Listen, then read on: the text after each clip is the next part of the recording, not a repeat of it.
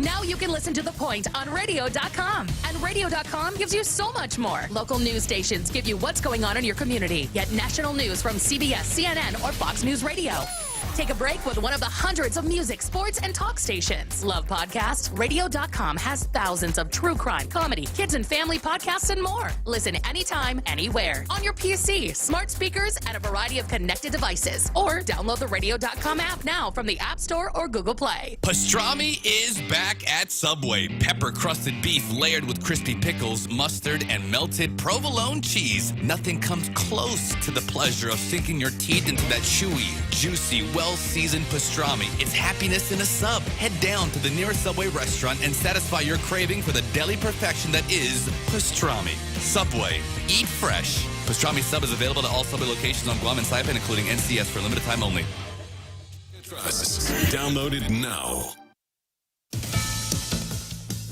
NATO allies are weighing in on the chaos in Afghanistan. Fox's Benjamin Hall reports from London. The big anger over here is that although this was a US-led war for the last 20 years, it was also part of a big NATO coalition. In fact, over the last few months, there were more NATO troops inside Afghanistan than there were US troops. And nevertheless, President Biden made the decision unilaterally to leave the country. He decided how and when, and he has left allies scrambling right now. And as the situation gets out of hand, that feeling of anger across Europe and other allies and in the UK, it is growing. The US relationship with NATO is one that has been reiterated all week across the world. And as allies try to evacuate their people, well, the question many are asking is, can they rely on the US not to abandon them in the future the way the Biden administration appears to have done so now? Detectives in California are investigating a family's mysterious deaths. What killed a family of 3 in a remote Northern California forest? The bodies of John Garish, Ellen Chung, and their 1-year-old daughter, as well as the family dog, were all found dead along a hiking trail in the Sierra National Forest. Investigators are treating the area as a hazmat site and looking into anything toxic nearby, like algae or fumes from an old mine. Toxicology reports are pending. Tom Graham, Fox News. A shooting in broad daylight in Philadelphia leaves 1 dead and 4 injured, 1 critically, as the city grapples with a crime wave. And Disney theme parks are doing away with the popular ticketing practice that allows people to reserve their spot online. Guests will no longer get to make use of the Fast Pass systems. The Disney parks will now use Disney Genie, a new service that allows parkgoers to use an app to plan their day at the park and join virtual ride queues. Eben Brown, Fox News. And I'm Carmen Roberts, and this is Fox News.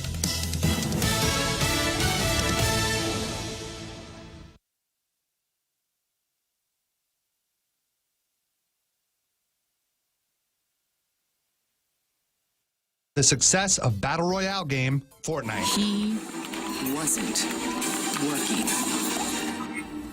alone. But now it looks like Fortnite is trying to capture the success of a different kind of game. Hide-and-seek style game, Among Us. The indie game broke out during the pandemic due to its ease of gameplay, getting even the most casual of gamers to play. And now, Fortnite has an imposters mode, which is mimicking it, a 10-player game in which 2 players are imposter agents trying to be the last standing, while the other 8 are trying to figure out who the double agents are, similar to the board game Clue. With the new game mode comes a new map for players to join in on, and some tricks for the imposters to pull on the other 8 players, while those other 8 will have to complete tasks or figure out who the imposters are to win. That's Fox Bits for Fox News.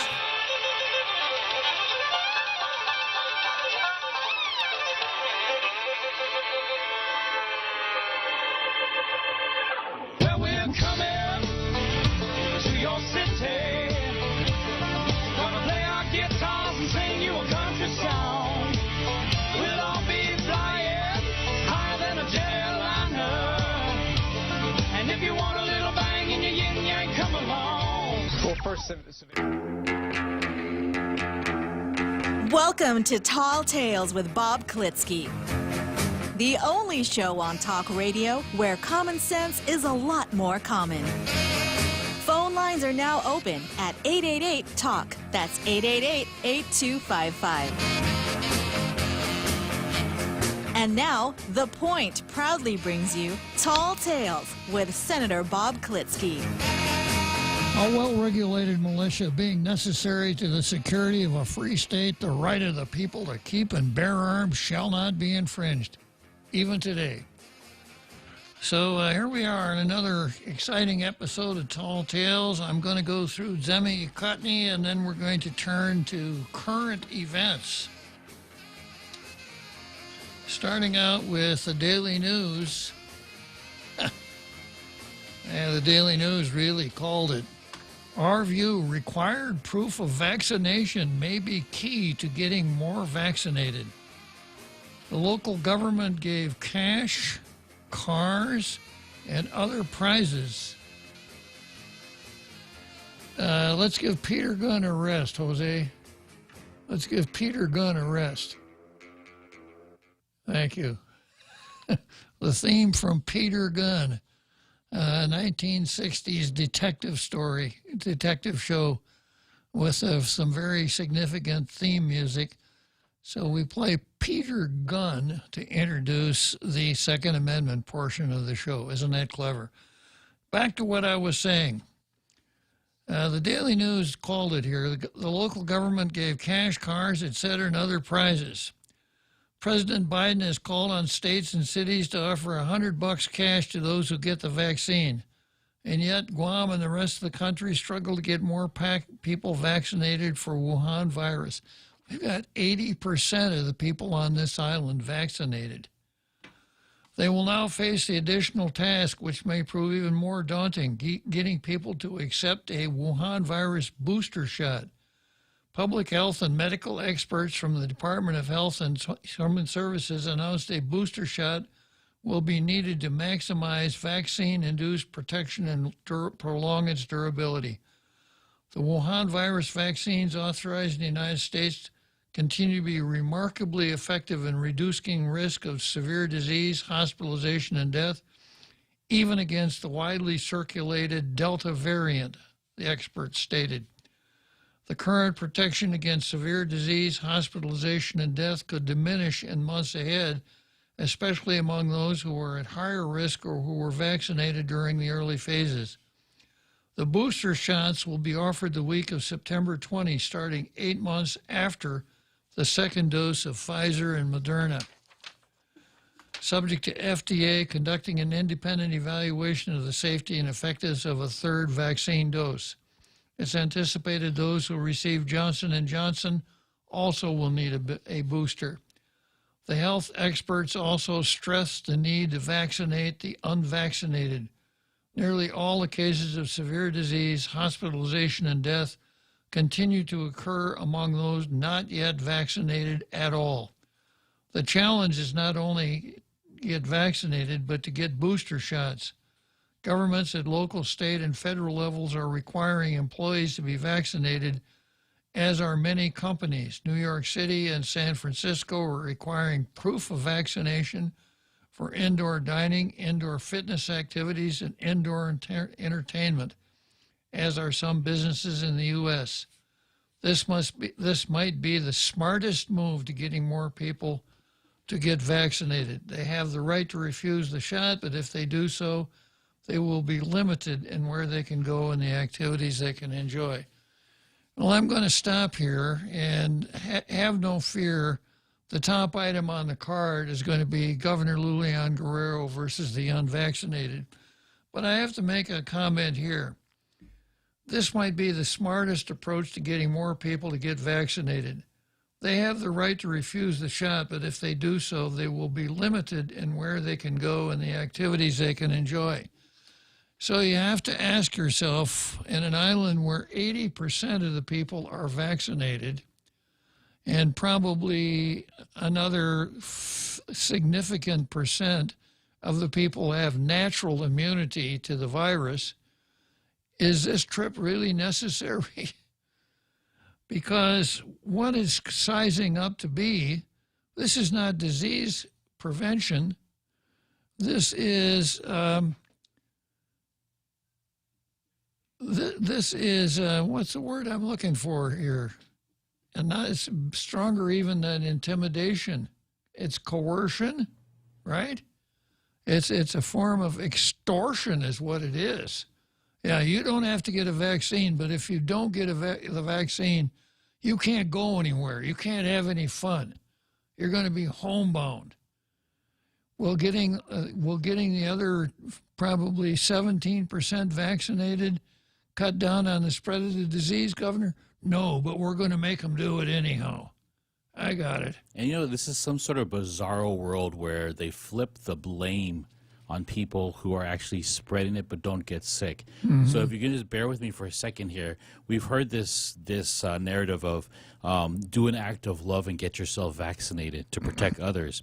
Well, if the majority of the island is vaccinated and those who are non-vaccinated usually are the young kids, people who have allergies, and people who are medically unable to and who have moral objections, shouldn't the vaccinated do an act of love and stop acting like they're Superman and stop spreading the virus? Yeah, if 80% of the folks are vaccinated and another large percent are children under 12, and then a fair number are old folks, unlike me, stay home all the time, right?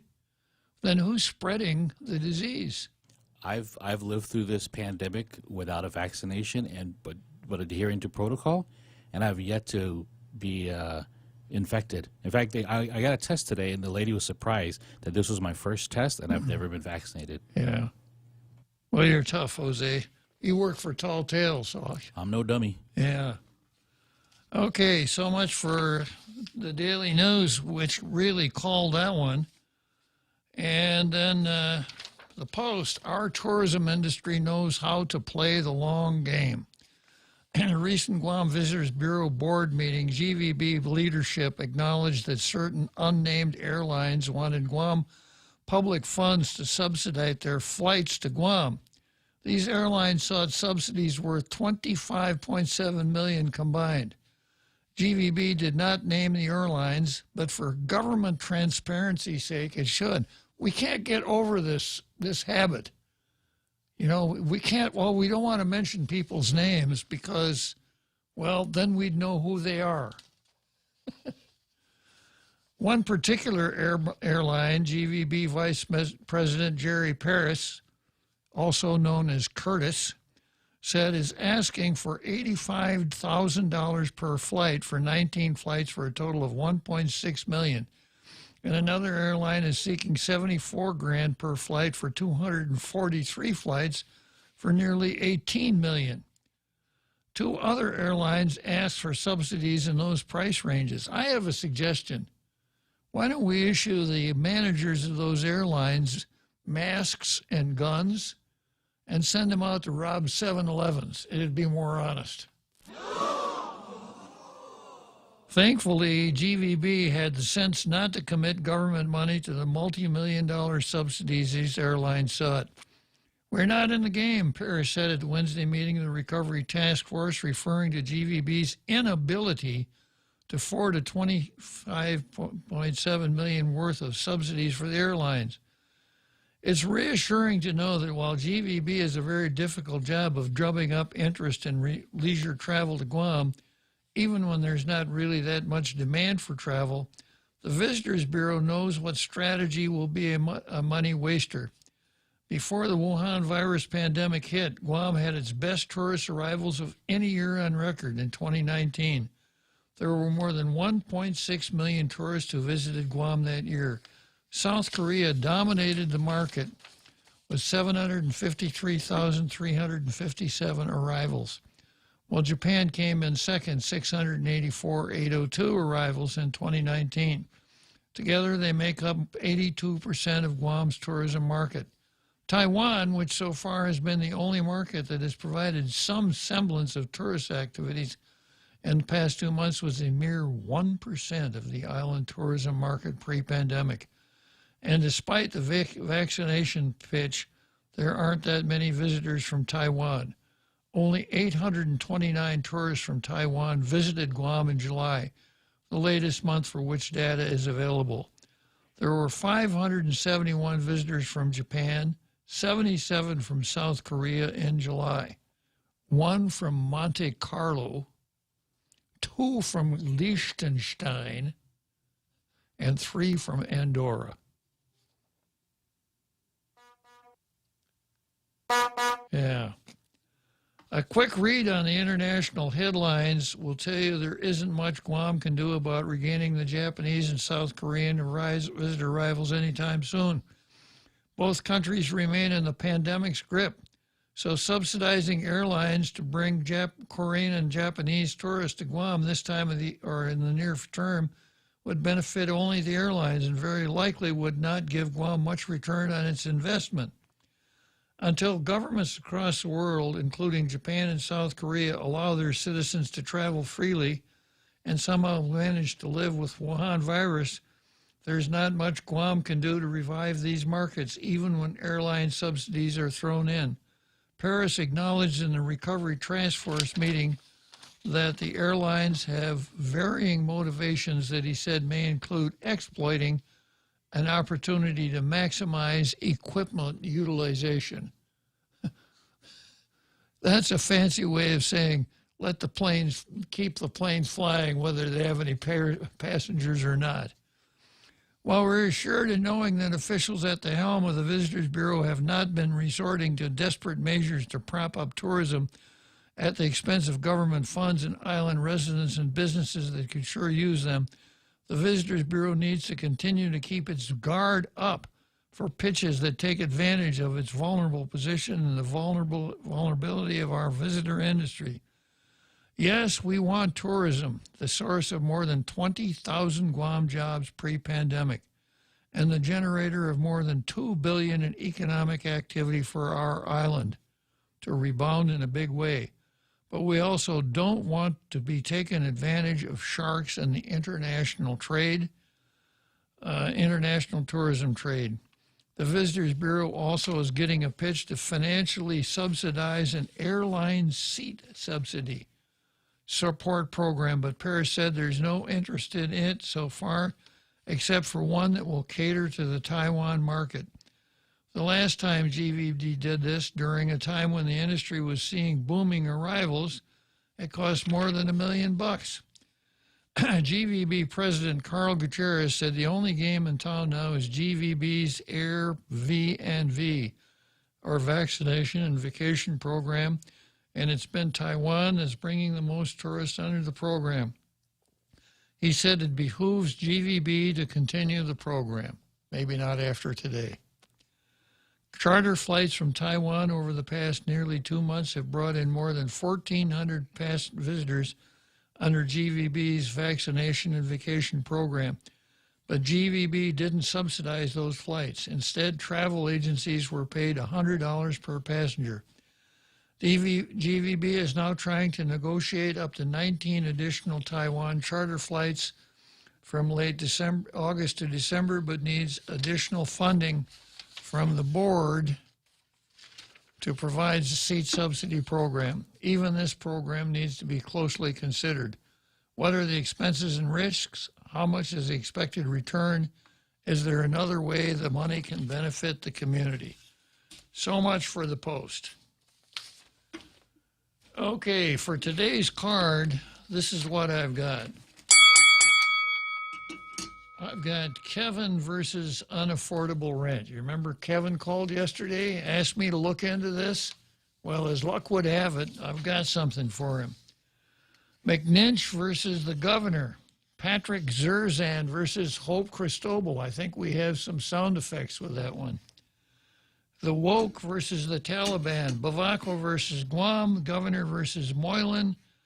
CRT versus Rittenhouse. Kyle Rittenhouse is the kid from Antioch, Illinois, who was in Kenosha the night of the riots and killed a couple people, allegedly in self-defense.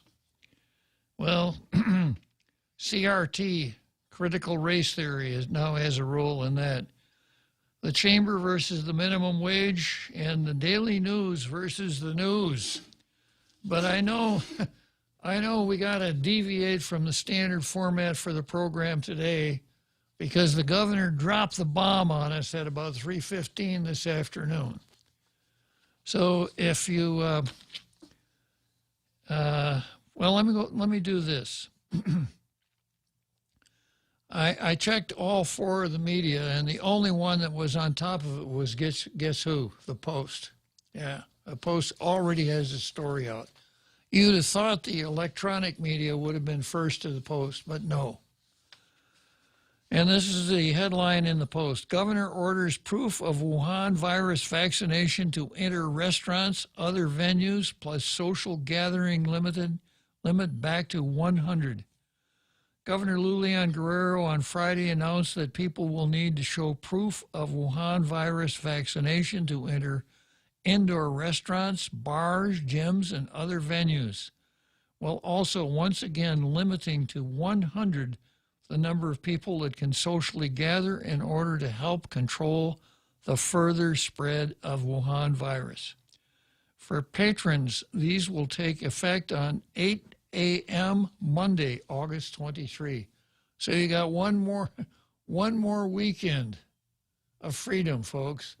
And by the way, our phone number is 888 Talk. If you want to call up and vent, kvetch, bitch, grouse, feel free. That's what we're here for. Or even sing praises. If you want to praise the governor for her proactive approach, we'll let you do that too. So for patrons, these effects will take place on Monday, August 23. So if you want to have an overpowering desire to go into a restaurant, better do it before 8 o'clock Monday morning. For staff, this provision takes effect 8 a.m. Monday, September 27. Now, if a staff member started out today, would he be able to make that deadline? I know that for Moderna, the second shot is 30 days from the first shot. The governor urged more people to get vaccinated. That's why, rather than imposing a lockdown, we will impose a restriction of movement for the unvaccinated. The governor's really good at restrictions of movement, right? I suppose the next thing we'll see roadblocks out here in Marine Corps Drive. We've seen that one before. Served absolutely no purpose except to aggravate people. The governor said effective Monday, 23 August, all staff and patrons ages 12 and older will be required to show proof of vaccination to dine at restaurants, bars, clubs, gyms, fitness centers, dance studios, movie theaters, food courts, sporting events, boat cruises, and other events to use the facilities or enter the premises. I have this mental image of, so many movies that were made right after World War II. Sir, I am from the Gestapo. Your papers, please. Your papers are not in order. You shall have to come to the headquarters with me. Klitzkie. What kind of name is Klitzkie? Would you like to go for a train ride, Mr. Herr Klitzkie? Yeah, that's my recollection from post-World War II, foreign intrigue type movies, right? Yeah. Ahead of the governor's news conference, the Venue Bar already announced they will require proof of vaccination effective Monday, August 23. to reduce the risk of any cluster outbreak within the establishment. I wonder if they got a tip-off. The governor said the restrictions are meant to help stop the spread of the virus and to coerce people to get vaccinated and to intimidate people to get vaccinated and to, what was that word I used just a minute ago? Use, coerce, extort. Extort people to get vaccinated, yeah. Today, we are battling a pandemic of the unvaccinated. A pandemic of the unvaccinated. This sounds like some kind of a horror movie from the 1950s, like The Blob, Invasion from Mars, Invasion of the Body Snatchers. You ever see any of those, Jose? I remember that one. That one was freaky. The invasion of the... When there were like human faces on dogs with the body snatchers one. The body snatchers, these large pods would somehow germinate around houses and turn into people. And they would grab the soul of a human being, but they wouldn't be human beings. I remember the slime. That was a cool movie. Well, the body snatchers actually was an allegory for the Red Scare. That's what it really was. They're everywhere. At the end of the movie, Kevin, what was his name? Can't place it. Kevin somebody was running through the streets hollering, "They're everywhere! They're everywhere!" Right? So that was put on by the lefties in Hollywood, to diminish the communist threat during the Cold War. But I could see a movie now, Invasion of the Unvaccinated. Be kind of like some of all these zombie TV programs that we see, right? Yeah. Look out, they're coming down the street. They're unvaccinated. States and cities across the nation have also mandated that people must show proof of Wuhan virus vaccination to enter their facilities. And of course, if they do it in the States, we got to do it here, right? All in the name of Chamorro self-determination. That's exactly how she put it. She kept citing all the other places in the world that that just weren't comparable to what was going on in Guam. No. On Guam, there's been a recent surge in the number of Wuhan virus cases, reaching 60 to 80 plus a day in recent days.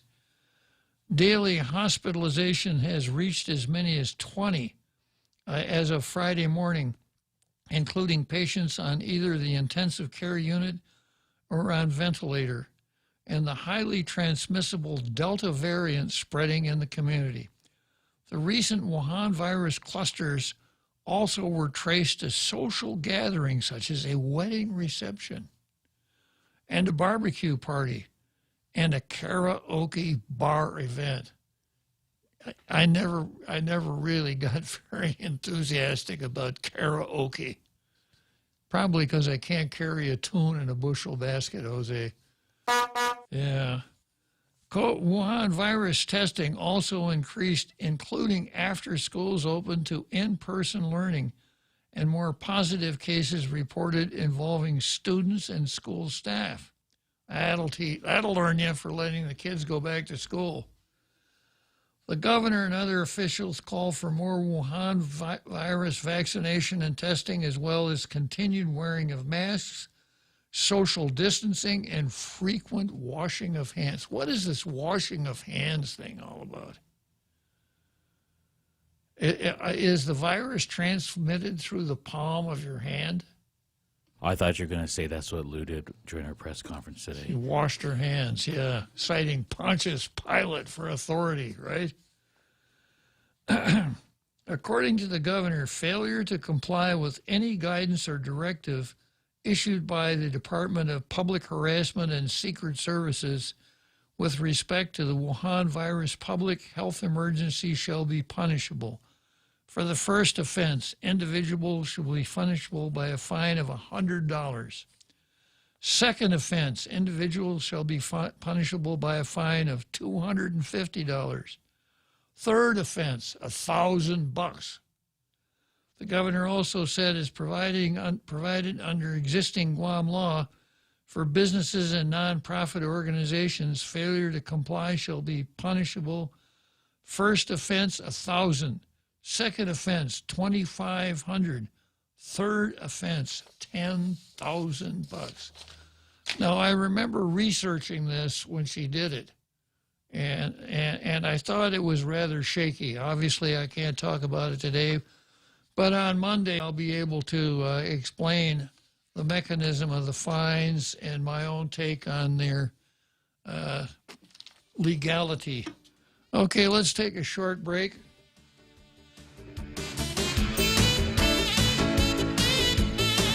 diving and seeing our coral reef full of life. I really love hiking the trails. I really love going to the beach. The sunsets are amazing. Your island needs you. Help preserve what makes our island home. Stop those who threaten our wildlife, plants, and environment. Install the free Toka app and report poaching, littering, burning, and other environmental crimes. Call 864-TOKA or install the free Toka app today. This public service announcement is brought to you by the Department of Agriculture, UOGC Grant, and Choice Broadcasting.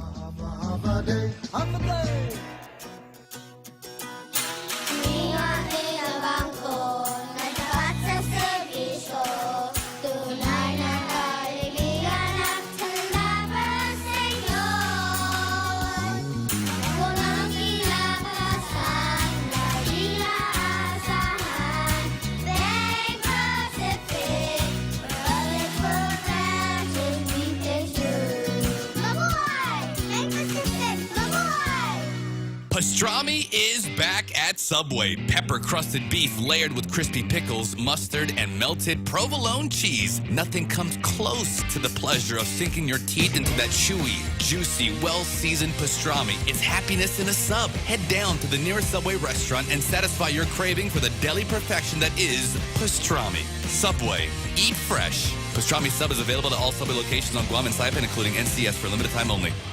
Hafaday, this is Congressman St. Nicholas. Your congressional office would like to remind you that pandemic unemployment assistance is set to expire on September 6th of this year. We encourage the people of Guam to seek out active employment as much as possible, as jobs continue to remain limited, and we want to prevent hardship for our people at the conclusion of the PUA program. Thank you, and see to us, Mahase. This ad was paid for with official funds from the office of Congressman Michael F.Q. San Nicolas. We now return to Tall Tales with Bob Klitzkie, soaring over the confusion with his superpowers of truth. Call 888-TALK. That's 888-8255. So here we are with just a couple days to go before the great segregation. Brown versus Board of Education has no impact here. Critical vaccine theory is what it's called. So let's just cruise through the Facebook here and see what we got. Ishmael Velez says, welcome to communist Guam Azela. Clever. And let's see, we got Shelley Gibson, Sherry Uriarte are here. David Dinsman, fear became the ultimate tool of this government. Ishmael asks, can I use my belt buckle as a vaccine passport? Peter J. Santos, Peter Gunn was my childhood nickname. You got to wonder, I didn't realize that Peter, also known as Repeat, was ever a child. Did you, Jose? Yeah, I would never have thought. Yeah, he was. It says it was his childhood nickname. He says, I'm a great shot. I have 7 children. A little play on words there, folks. Jose Martinez. R. Jose says, Adelup coordinated with print media the content of editorials and columns with Governor Langria's press conference is too coincidental. And it's probably who was it that had an article already ready, just... Yeah. I think the press conference is still going on. Yeah. And they put in an article. What was the Post? The Post, yeah. Heidi. Yeah. Just coincidental. And the Daily News had that editorial ready to go. Right on the money. Yeah, right on the money. Like a paper that couldn't print an editorial to save its soul a couple months ago, right? And then we've got Donna Mila, who says she's insane. She's being overly kind, I think. And then Raspberry. Yeah, R-A-Z-Z Berry, B-E-R-R-Y. I would have pronounced it raspberry, but that's just me. Sandra Rages, in yesterday's paper, it just said that Guam is so much safer, so why pursue the unvaxxed? She, I guess meaning the governor, is trying her hardest to inject this vaccine in people. She doesn't care about unemployment or loss of businesses. Rico comes back and says, good afternoon. And Bertha Maza Cruz, probably Baza Cruz, right? Maza, autocorrect, Baza. Could be. Yeah. Dictatorship. And Raspberry comes back and says, and Guam Chamber of Commerce. Okay. Donna Mila says 80 out of 84 who were tested positive were vaccinated. That goes back to what we were saying earlier. If 80% of the people are vaccinated, and a large percentage of them are children, and some percentage of them have natural immunity, then who are people catching the virus from? It's got to be from the vaccinated, right? And let's see, Rico's here. Amy Riley, where can we protest? Well, not inside any restaurants, I guess. I guess you could do it down in front of the governor's office. You could even perhaps start chatting about the R word, recall. Yeah. Oh, I thought you meant resolution. Oh no, that's the legislature. You wait. The legislature will introduce a resolution. Nobody will pay any attention to the Bob and Ray resolution, of course. Okay, Michael Hernandez. Vaccine passports require citizens to disclose their vaccine status. This violates many of our protective rights, including medical freedom and privacy. This places unfair burden on businesses and other organizations. Passports restrict the ability of the individual freedoms to services and peaceful gatherings. It is not the responsibility of businesses and churches to police their customers. Donna Mila says Lou needs to stop former Governor Gutierrez from being effective. This way, she keeps people locked up and prevents Gutierrez from promoting vaccine shots to visitors, which he did. She is incapable of restarting the economy. Clueless. Donna Mila says private companies need to be free to market their products to anyone. They're not riot DPHSS, nor are they hospitals. They're not DPHS or hospitals. Let's see, Sandra Regis. We should promote the protest on the 30th for everyone against the vaccine push. The timing is fitting. Two, since starting Monday, they're going to be mandating proof of vaccine cards now, and the people of Guam will be up in arms. And then there's, of course, a slippery slope. Monday, it's restaurants, bars, gyms, etc. How about a week from Monday? What's it going to be then, right? Nana's house. Uh-huh. Donna Mila says V&V already sabotaged by the governor. She didn't like being upstaged by the real governor, Gutierrez. Donna Mila is pretty prolific. Donna Mila, I told you she was gearing up to lock us down. I told you she was, as you were, not even 30 days propaganda news ever since we were lifted. Can I scream when I call? Will you beep my curse? Vince Akimoto said it best, I think. Let her try to atop. Raspberry, the Post knew well in advance she was going to do this. That is why they had two members of the Chamber of Commerce write articles pushing the vax. Is that the Women's Chamber of Commerce? Yes, the Guam Chamber. Oh, Guam Chamber. Let her try and stop me from eating out. I'm going to take them all to court and get a big payday. That's what Sunshine Guam said. Donna Mila says raspberry. It's the LG Mafia. She says, which of their businesses has a loan at Bank of Guam? Referring to the Chamber of Commerce. Uh-huh. Yikes. Anyone want to go to Three Squares or Longhorn this weekend? So what's the 411 on tourists arriving on island? I think we covered that in the editorial, Colin, right? Anyone, let's see, Donna Mila, do I know how easy it is to fake a vaccine proof?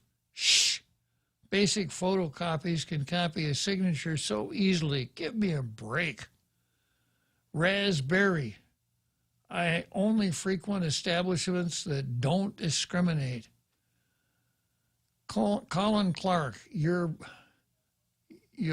buying large pods turned into people. He's talking about, Benny St. Nicholas is talking about invasion of the body snatchers. Donna Mila, Tony Roma's Ruby Tuesdays do curbside services. TGIF and Outback do delivery. Island Choice goes grocery delivering. Amazon does delivery. Tomorrow determination. Now she uses the words determination, not self-determination, determination. Benny St. Nicholas. Let's see. Eastland Saipan and NMI, COVID-free. Donna Mila, Palau, COVID-free. Donna Mila, she couldn't get the economy to recover, so now she's firing to fill the coffers. Fining to fill the coffers. That's an interesting way. Yeah. Don Mendiola could be inching towards the Chinese social credit system. Very possible. Yeah, first of all, if you're not vaccinated, you have a low social credit score. Yeah. Do we have any standing in this community? Is this socialism and Gestapo together? That's from Bruce Denman. Donna Mila, on Hire Guam today, only 890 listed jobs. Don Mendiola, under the Chinese social credit system, citizens earn the loss points depending on how they behave and earn, or are they deemed privileges? Yeah, we're not behaving according to the Lululemon Group. Not right, that's true. And then we've got Eno Kaboom. The socialists have found their niche. Kim Jong-lu said, our children need to be surrounded by the vaccinated. It's not what she said, it's what she didn't say. Meaning, if the parents aren't vaccinated, we're taking away your kids. We're having a problem with adults surrounding children these days. Yeah. She shouldn't be encouraging it. Exactly. Kim Jong-lu said, our children, as you were. Bruce Denman, recall. Donna Mila, recall. Sherry Uriarte, I had my vacation so I could travel to see my children and grandchildren. I will not be showing a vaccine card to shop or eat. Guess I won't be going out. The unvaxxed need to have a sit-in at Woolworths or King's in this case. Woolworths? Yeah, during the civil rights era, there was some African Americans came. Woolworth drugstores had lunch counters, and they were pretty good. Okay, I just remember them as a catalog store. Well, it was actually a dime store. If you probably don't even know what a dime store was. No. Dime stores were little low-cost variety stores, kind of like dollar stores. And Woolworths was one of the big ones. S.G. Kreski was a big one. And that's where Kmart came from. S.G. Kreski. That's the K. Yeah, metamorphosized into Kmart. So Woolworths had, I'd eaten in Woolworths lunch counters. They had good lunch counters. And a group of African Americans just went in and sat down. They were told it's against the law. People poured water. It was really bad, but it got national news coverage, and it really made the point. So protest at a restaurant is apropos. If that's what's on your mind, yeah. Ishmael Velez says citizens arrest. Where am I here? James Adkins just identify as an 11-year-old. Ishmael Velez, take my kid. Lol, after last year's school fiasco, many parents will be saying, take my kid. But FYI, try to take my kid, we'll see whose funeral will be coming up. Yeah. And then Sharon O'Malley has a post, a digital Kenyo and Edu. It's an early Jewish Star of David. Yikes. And of course, we all know what she's referring to, what she's not just hinting at, right? Okay, so just real quick, this is comment of the day, even though I think he deleted it after he posted it. Brad Wood with, "Hi, sorry I'm late. Anything exciting happened today?" You're awesome, Brad. Yeah, well, he's been listening to Tall Tales to pick up on that dry, understated sense of humor. Absolutely. Right? Yeah. Okay, so we got our Carl and we've got Repeat, both of whom want to weigh in, but they're going to have to wait till after this short break. Leah Dunca from Security Title here with a little information about trusts. A trust is a legal entity capable of owning property. It can protect property from issues such as lawsuits or divorce and can be used to distribute property and avoid probate. Many trusts start as revocable but become irrevocable when the initial trustees die. Work with your estate planning attorney to see if a trust is a good fit for your family property. Call the professionals at Security Title. We are here to help. A message from KFC's Colonel Sanders. I spent months searching the world over for the very best Nashville hot chicken recipe. Then I found it in the last place I ever expected, Nashville. KFC's new Nashville hot chicken with a legendary blend of spicy and smoky flavor. KFC's Nashville Hot is back on Guam for a limited time. Get yours today. It's finger licking good.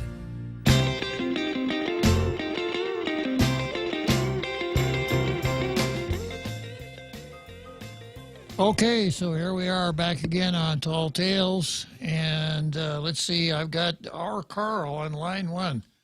I'll tell you what, one thing the governor does not want to do is arouse the ire of the most dangerous man in the room.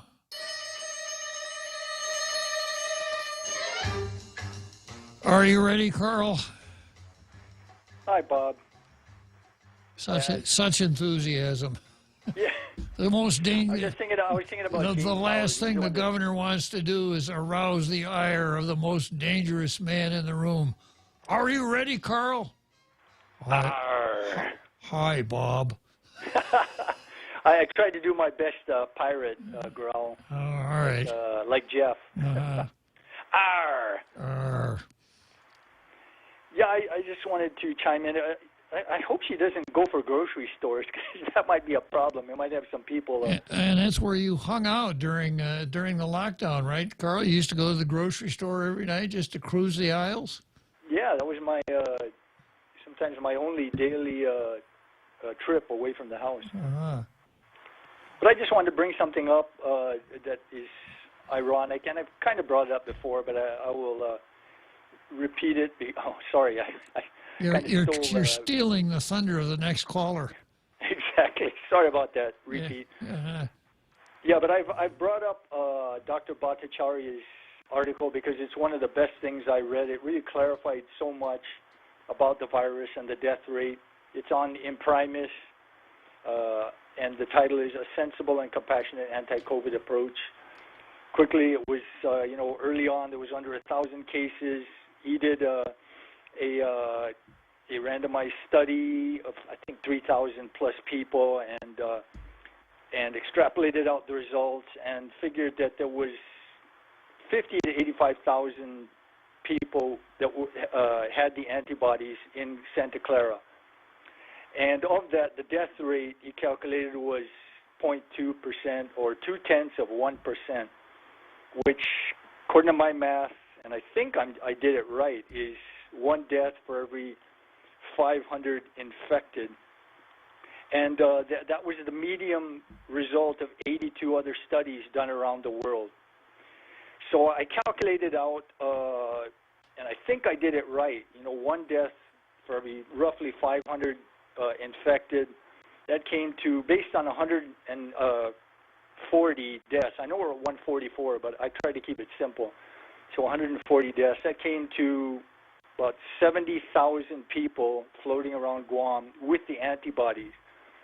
And this natural immunity, which when you have the antibodies, you've got natural immunity, is superior to the vaccine. There's no side effects.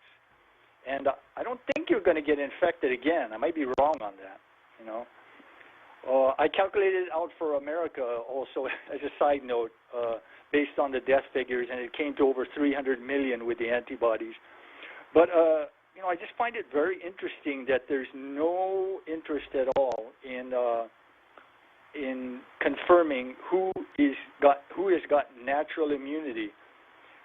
In effect, if they vaccinated 80% of the island, they've double vaccinated a lot of people that didn't need the vaccine and wasted a whole lot of vaccine. And they're on the verge of punishing people, a lot of people, thousands of people probably, who are immune. They don't need the vaccine. So it's extremely, I think, narrow-minded and anti-science in my view.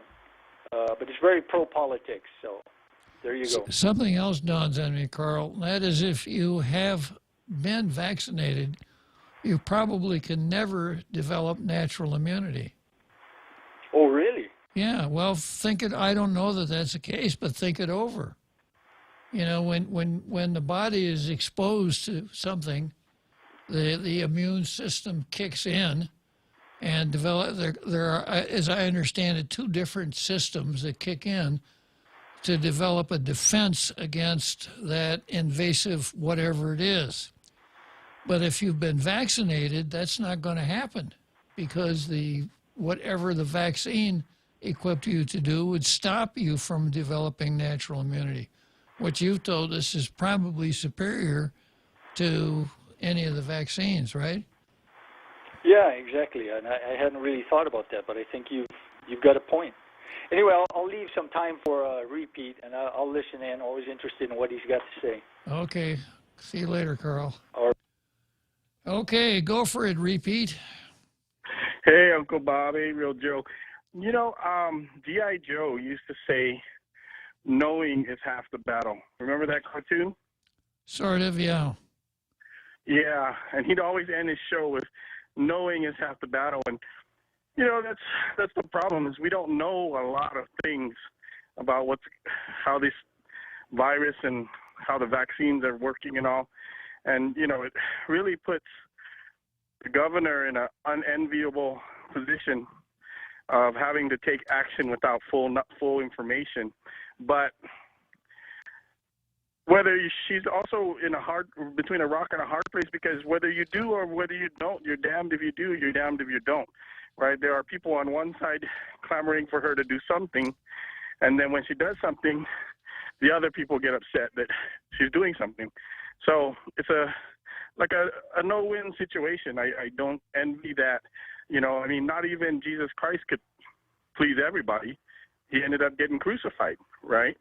So I just wanted to, I hear all the anger and frustration and all the complaints, but I just, want to say, hey, think about it. I mean, if you were in her shoes, that's not a very enviable place to be. But it's just boils down to, you got to do something, because if you don't do anything, you're going to get yelled at. So you might as well do something and get yelled at anyways. Well, But like G.I. Joe said, knowing is half the battle, and if we don't know, then we've already lost the battle. well, you could have a little fun with the word no, right? Right. And the governor has presented herself as someone who doesn't really care to know. Dr. No. Yeah, from the very beginning of what we're doing. And I will never forget the roadblocks on Marine Corps Drive. Anybody who would pull a stunt like that does not get high marks in my book for having an incisive, analytical mind. I won't forget that either, because when I got pulled over the first time, this young National Guardsman, bless his heart, doing his job, doing what he was told to do, following orders, but his mask was on too tight. So he said, "Sir, in conjunction with executive order, blah, blah, blah, blah, blah, are you traveling for sexual activity?" And it was his mask. He meant to say essential activity, but it came out, "Are you traveling for sexual activity?" Because sexual activity is the only thing that you're allowed to travel for. So I was like, yeah, as a matter of fact, that's where I'm headed. Thank God. Going down to P1. Thank God Lou didn't put a damper on that one, huh? Yeah. So anyhow, repeat. Starting out with the roadblock, which really suggested to me she did not have any analytical power at all to pull a stunt like that.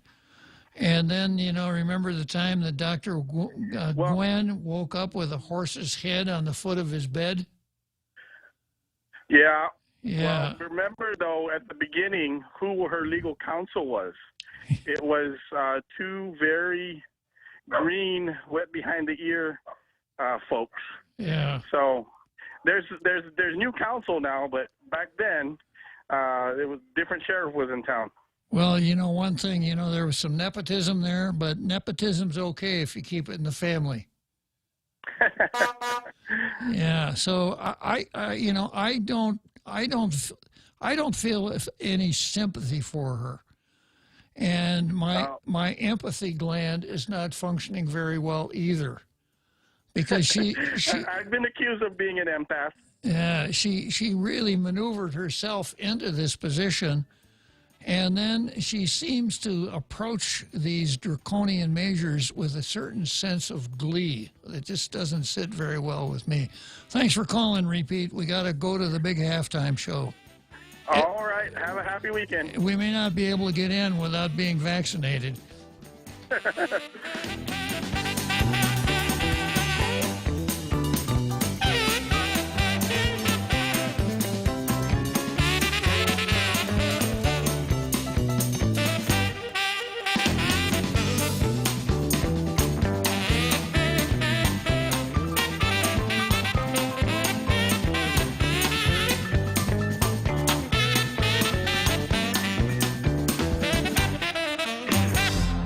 The Point is KUSG, Hagåtña, Guam, 93.3 FM and 104.3 HD3.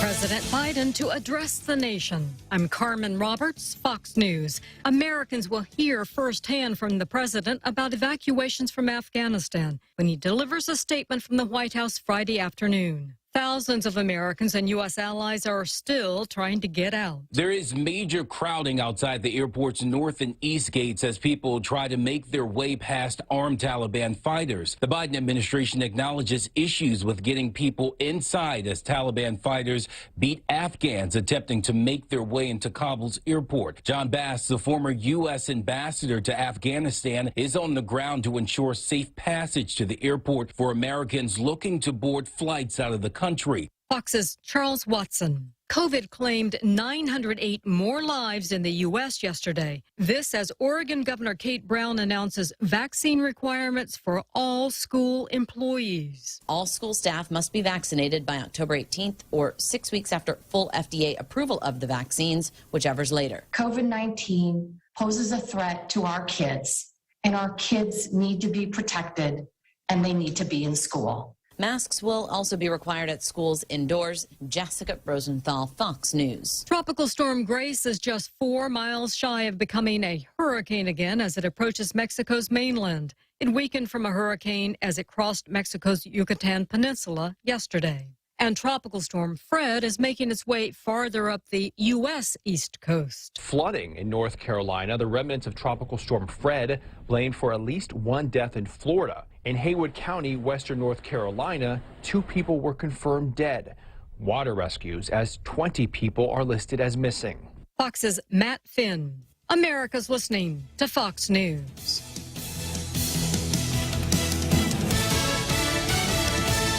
Diving and seeing our coral reef full of life. I really love hiking the trails. I really love going to the beach. The sunsets are amazing. Your island needs you. Help preserve what makes our island home. Stop those who threaten our wildlife, plants, and environment. Install the free Toka app and report poaching, littering, burning, and other environmental crimes. Call 864-TOKA or install the free Toka app today. This public service announcement is brought to you by the Department of Agriculture, UOG Sea Grant, and Choice Broadcasting.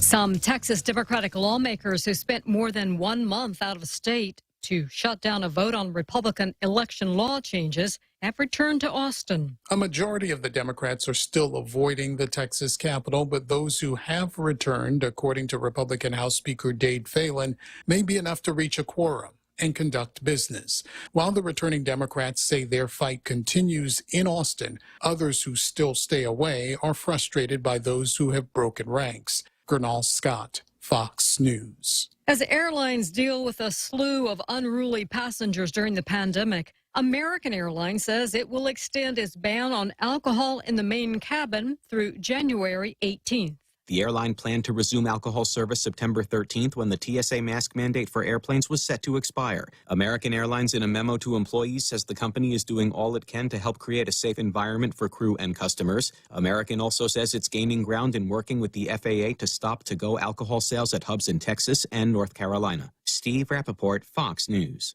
A doctor in Mobile, Alabama, announces on Facebook he will soon start turning away patients who have not been vaccinated. Dr. Jason Valentine saying he doesn't want to watch his patients suffer and die from a preventable disease. And it's a first for MTV.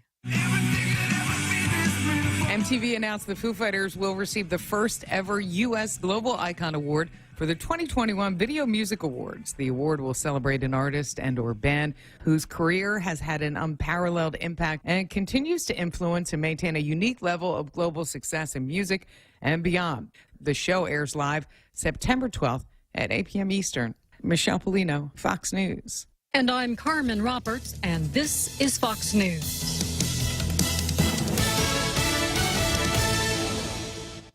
Leah Dunca from Security Title here with a little information about trusts.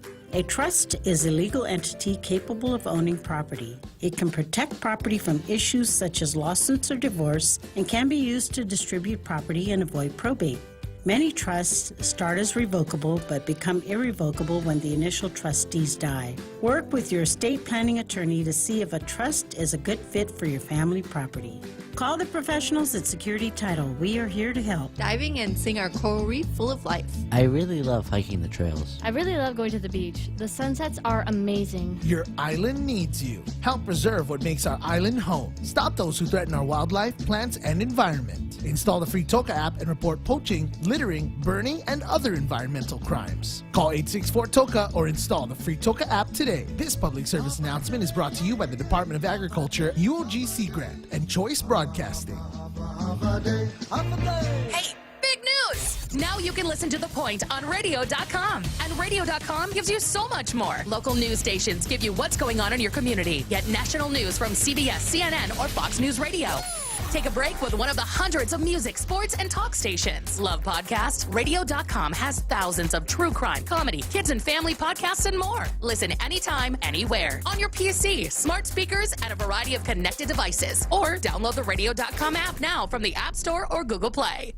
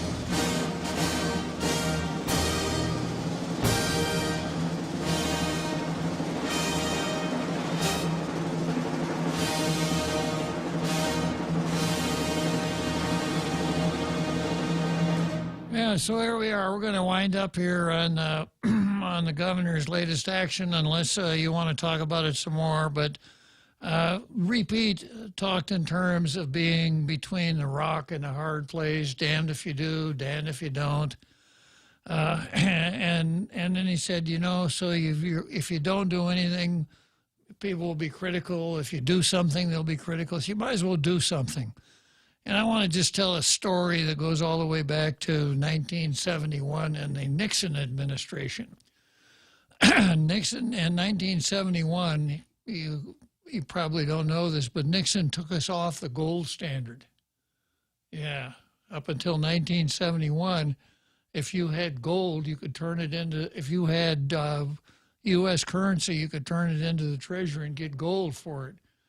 So the commodity value of gold was higher than the $35 per ounce rate that the United States was willing to sell gold for. So obviously there was a run on gold. So Nixon devaluated gold, and then we had some pretty wild inflation for the times, not compared to what we had later on. And Nixon met with his advisors, and the idea was, well, what are we going to do about inflation?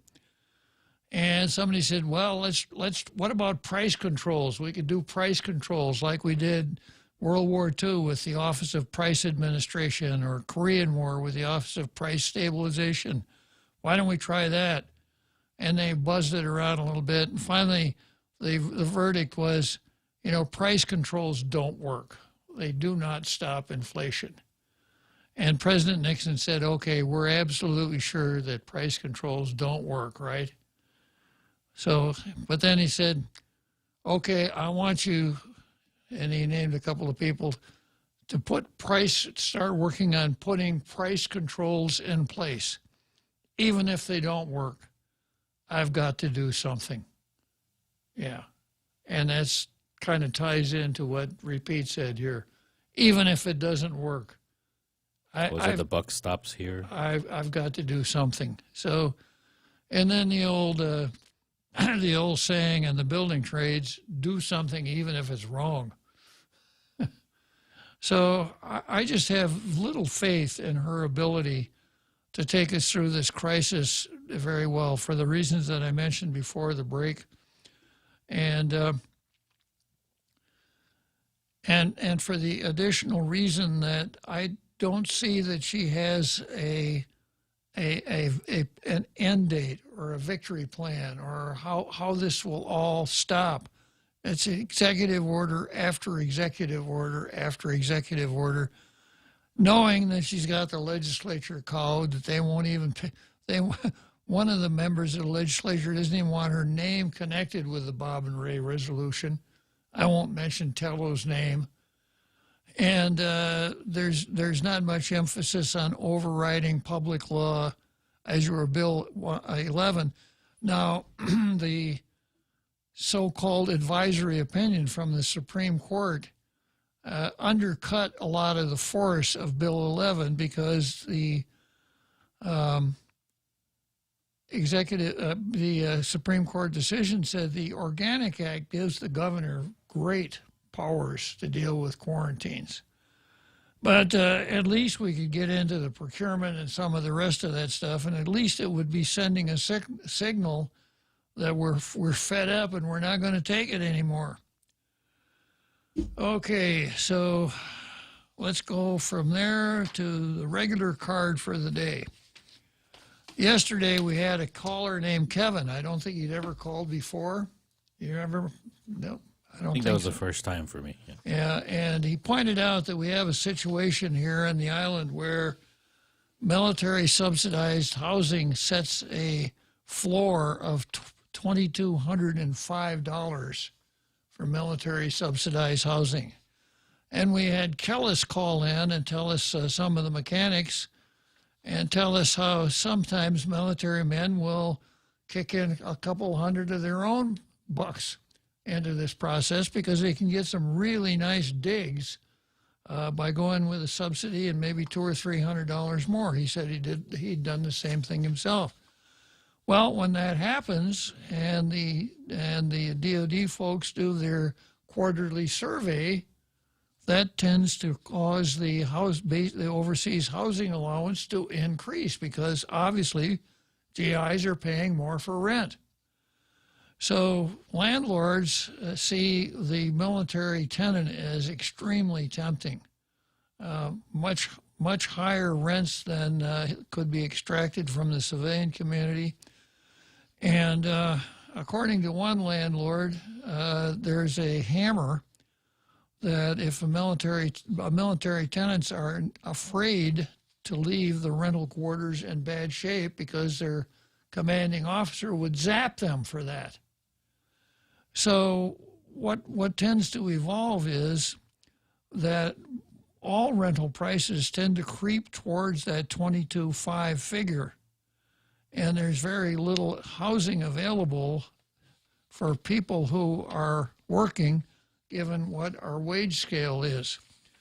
So Kevin asked me, can you think about that, Bob? Can you think of something to do about that? Well, it wasn't exactly the top of my mind awareness, because if you've heard me say this once, you've heard me say it 1,000 times, and that is what I look for is a government, an effective, efficient government rendering basic government services within the rule of law on at least a basic break-even basis. So I don't see the government getting involved in schemes to provide housing for the low income or things like that. But today, as I was doing my show prep, I stumbled across an article in the San Diego Union Tribune. San Diego County wants to preserve cheap apartment rentals. Here's how it might work. San Diego County leaders gave initial approval Tuesday for a pilot program to keep tabs on the region's quickly shrinking stock of cheaper, older apartments and come up with a plan to buy them. Lawmakers said it's necessary to preserve less expensive units, called naturally occurring affordable housing, or NOAH, naturally occurring affordable housing, NOAH, NOAH. That's pretty clever, isn't it? Providing an ARC for the homeless as rent continues to rise. County's program, approved unanimously, still must come back to the board for a second vote because of concern about the company that would partner with the county. Supervisor Nora Vargas proposed the program and said it would be run by Ethos, which she said was a minority-owned company. However, her proposal given to the other supervisors did not include information on the business, such as how long it had been in business or where it is located. Her office told the San Diego Union Tribune on Wednesday that Ethos was founded in 2021 by the senior management of Santa Monica-based Watt Investment Partners. Watt Investment Partners. Several county supervisors on Tuesday night said they liked the idea behind the project, but were concerned there was not enough information about the company.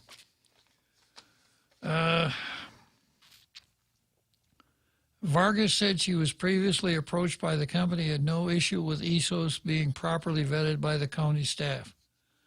The program comes on the heels of New York private equity giant Blackstone buying 5,800 units in May from Conrad Prebys Foundation. Almost all of the 66 residential complexes could be classified under the NOAH distinction and led to an outcry among affordable housing advocates.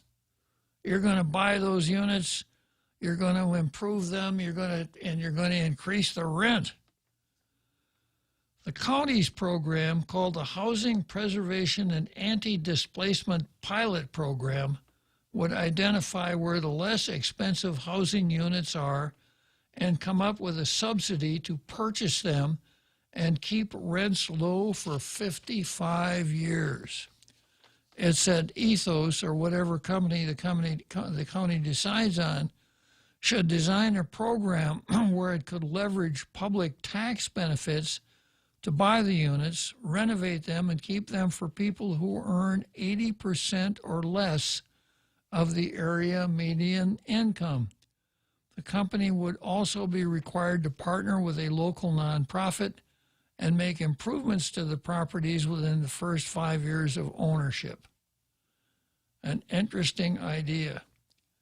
Stephen Russell, president of San Diego Housing Federation, said the move to preserve older units is a way to keep costs down instead of building new.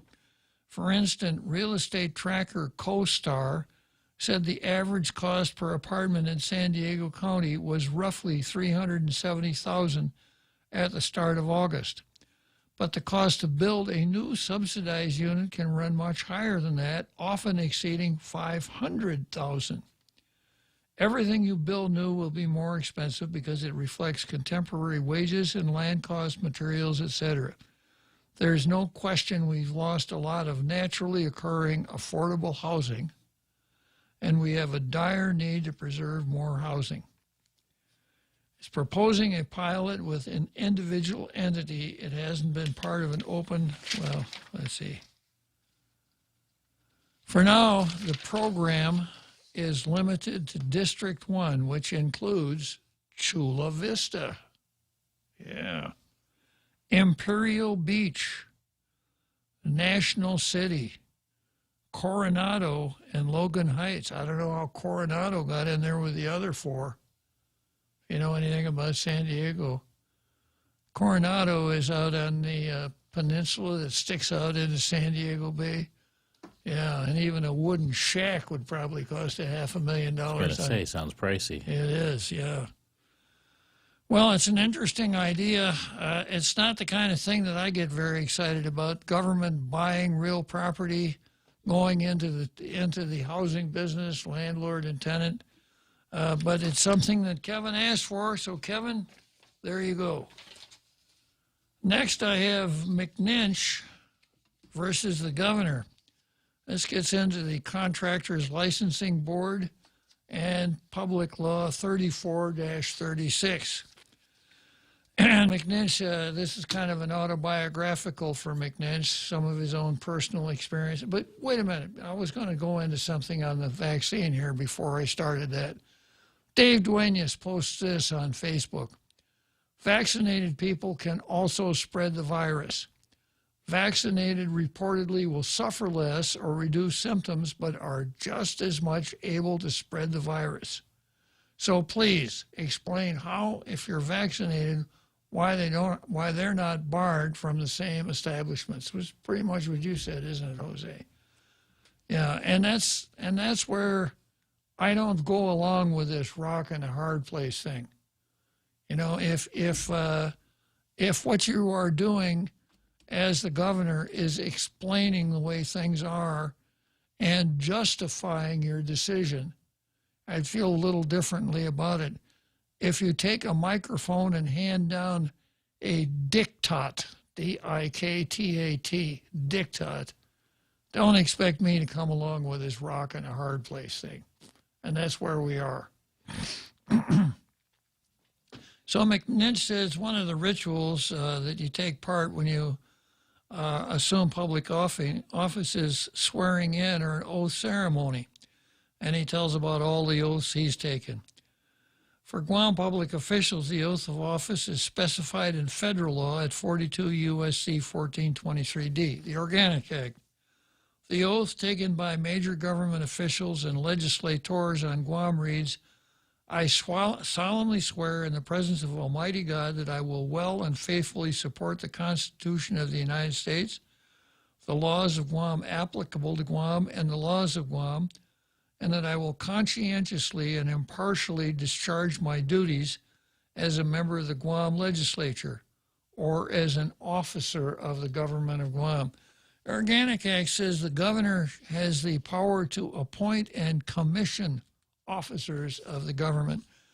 I haven't seen the governor actually issue commissions except in one case, but that's what he's supposed to do, and of course that's what I suppose a holdover from the military days. But That's what gives directors the power that they exercise their commission from the governor. The fact that they're officers of the government, appointed by the governor, confirmed by the legislature. So here's McNinch's point. There are a number of important angles or aspects of the oath of office. First, the oath is a fundamental code of ethics for government officials. The person taking the oath is promising to follow the Constitution, the laws of the U.S., and the laws of Guam. A core value in public sector ethics is to know the law and follow the law. Employees of the government are often not required to take oaths. Employees of the government are never required to take oaths, except for cops.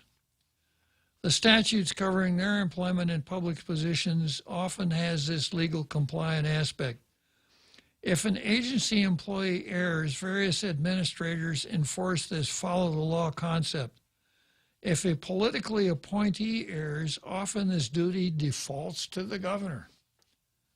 And here's why I put this on the agenda.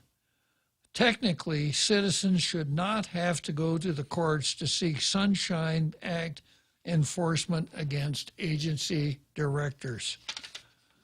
The governor should enforce this law directly.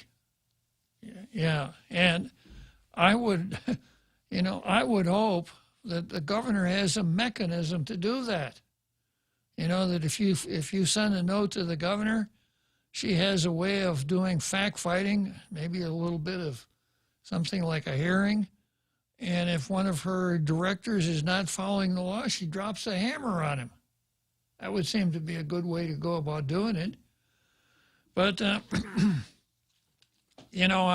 my own biographical experience, when I was dealing with Michael Bora over the hotly contested certificate of title for that seminary property out in Jonia, I sent in a 10-item Sunshine Law request. I was routed to a Tentago because Bora didn't want to deal with me directly. A Tentago gave me 7 of the things I asked for, but he says these other 3 are personnel matters, so I can't give them to you. So I think I went back 5 different times, got nowhere with it, filed suit, ponied up over $9 grand of my own money, pay for a lawyer, filing fees, etc. Won the case, and because I won, my costs and attorney's fees were reimbursed. And because he lost, Michael Bora had to pony up $1,000 out of his own pocket. And because the director lost, the Department of Land Management's budget had to come up with $9 grand that it couldn't spend on its own stuff. So I'm going through the same thing right now with the director of the commercial port, one Rory Respicio. And I've had a long internet chain. I haven't brought it forward. I will one of these days, where Rory it's a personnel matter. I'm prohibited from disclosing it. I'd really like to give it to you, but it's a personnel matter. On and on and on. And that just is not the law. And one would hope that the governor would climb on her bully pulpit and say, you directors out there, Sunshine Law requests are not some niggling little detail nipping around your ankles like a flock of mosquitoes. They're taking you away from your job. They are your job, a very important part of your job. And do it right. And get out a copy of Chapters 10 and 8 of Title 5 of the Government Code and make sure you understand them. Because I will not hesitate to remove anybody who can't be transparent in my administration. That's what she ought to be saying. So McNinch puts his finger on that. And then he also comes around and he says, on a final note, the governor has just stood up the Guam Ethics Commission. Their scope is very narrow. I would like to see this commission be empowered to enforce oaths in our government. I'd like to see them do anything at all. They've been in place for over a year and a half now. So far, all they've done is tell us, well, we've got to find an office, and somebody's got to write rules and regs, and we got to hire an executive director, which they did, saying over and over again that the person that they hired had to be appointed by the governor and confirmed by the legislature, not knowing the law that created them.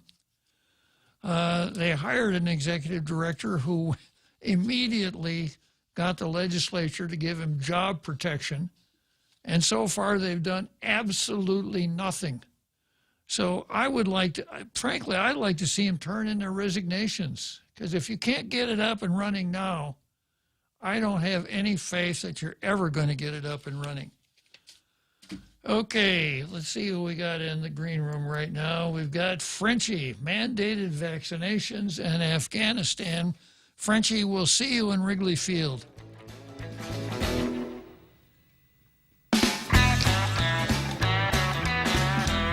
Chili's is pairing up premium entrees with 2-in-1 entree selections starting at $19.99. Indulge in mouth-watering combos like the sirloin and ribs combo, the ribeye and jalapeno sausage combo, or the savory sirloin and ancho salmon combo. All served with delicious mashed potatoes. Dine in today and enjoy the best of both worlds flavor experience with Chili's 2-in-1 entree selections. Available for a limited time. Chili's on the second floor of the Tumont Sands Plaza. Chili's, savor the moment.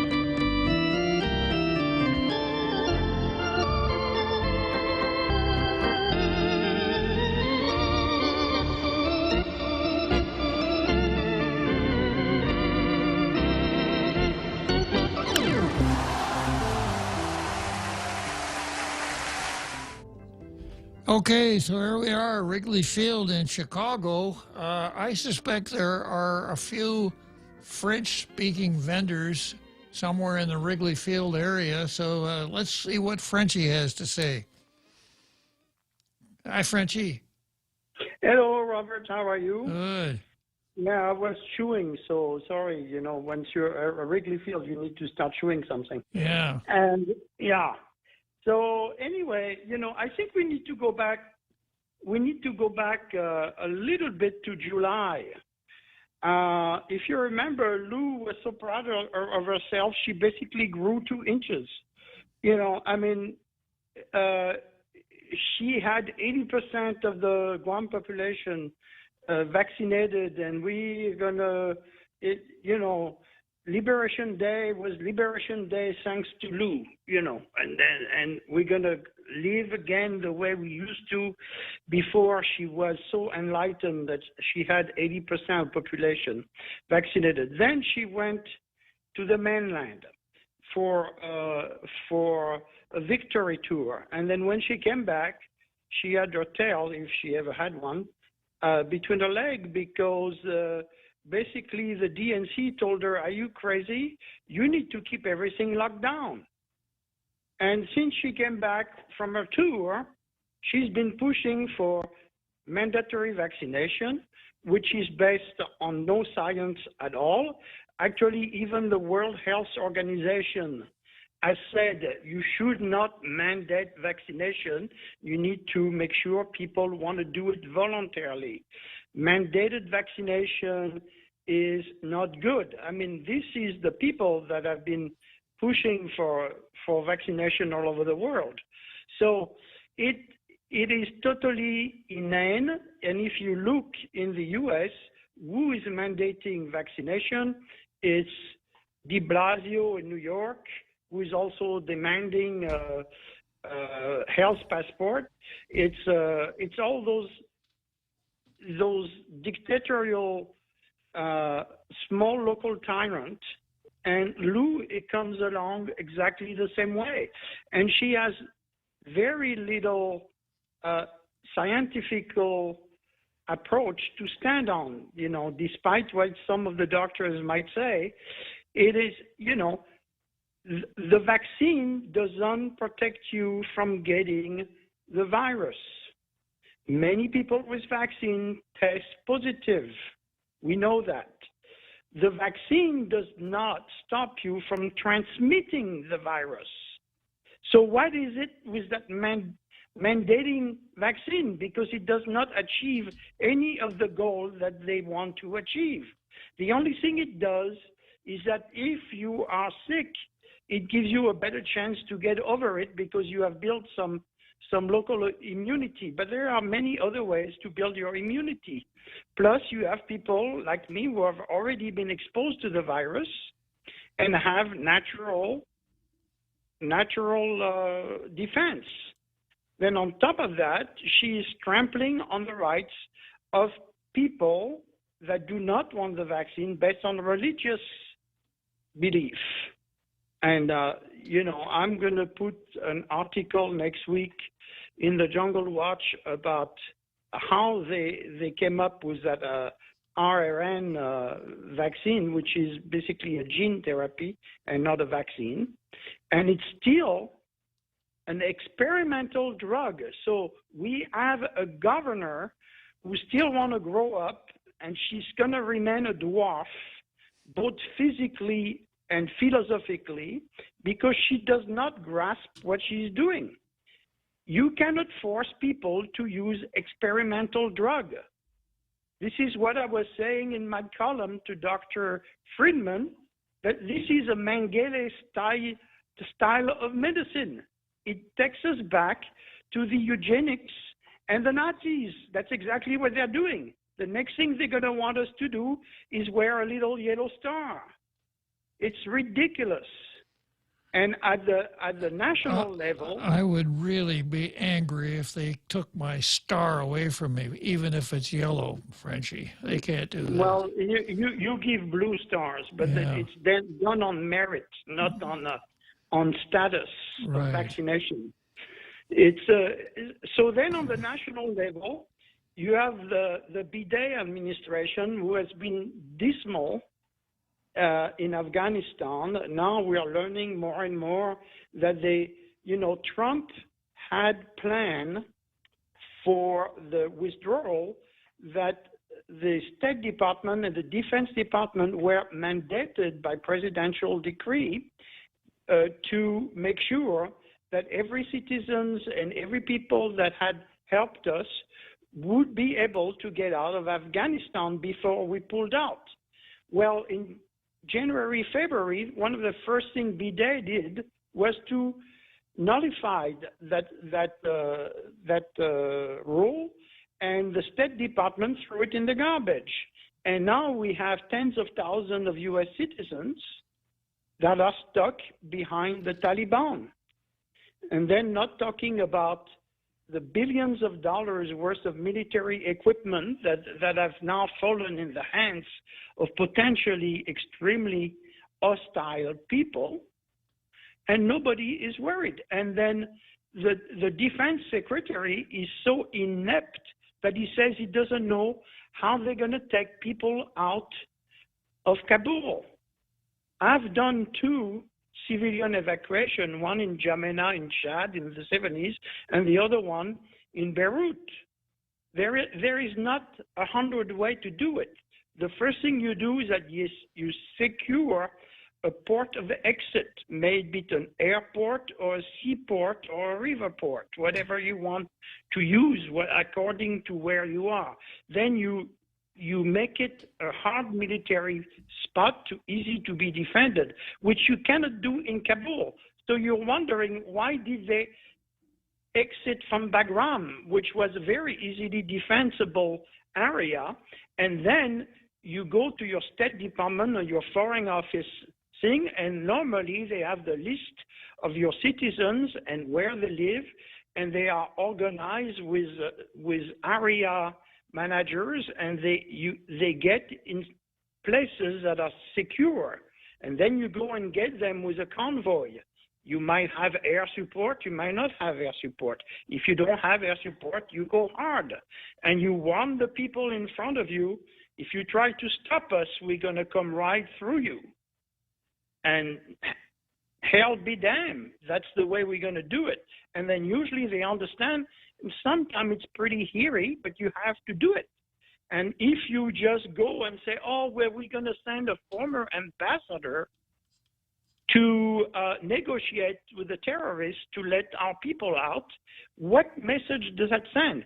And have you seen any of the Taliban or any people wearing masks and demanding health pass to go to the airport? No, they're just hunting for people that are either U.S. citizen or European citizen or people that work for us. So this is a tie-up. You have an administration, a party in power that is not capable of running an evacuation properly, that is not capable, that apparently doesn't care at all about tens of thousands of U.S. citizens' life, and then tries to come and tell parents that their 12-year-old is going to be taken away from them if they don't get vaccinated. We are going very fast towards a totalitarian regime based on a narrative that is false and not based on science. Now you have the Fauci's party who wants you to wear 8 masks to go out. It's absolutely ridiculous. It's very dangerous. And it's always done for the good of people. Now it's the good of children. You know, don't you want to save your children? Children are the least at-risk people of a disease that only kills less than 1% of people that are testing positive. And out of that, a lot of those tests are not accurate. You have a lot of people that test positive that turn out to be negative. So this blowing up of extra power by the governor is nothing but a power grab, a political power grab under the guise of a health emergency that is not one. People are dying, that is true, but before we had COVID, almost 100,000 people every year died of the flu and other things. And now you have people that cannot get cancer treatment because they are not vaccinated. You have people, what's next? Where do we stop? There is no plan. There is no plan. There is just grabbing more power under the guise of it's for our own good. We know better. You guys are a bunch of peasants. You don't understand. But we do understand exactly what they are doing. And what they are doing, it's a government that's inept to start with, and they want us to trust them with our own lives. And that is a no-no. That is not acceptable.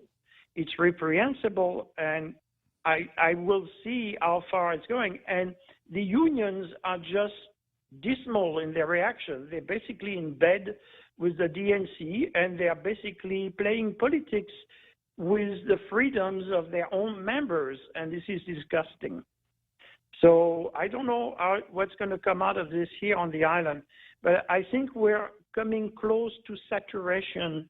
And what is saturation? If you take a glass of water and you put either salt or water, saturation is the last grain to go in the glass of water.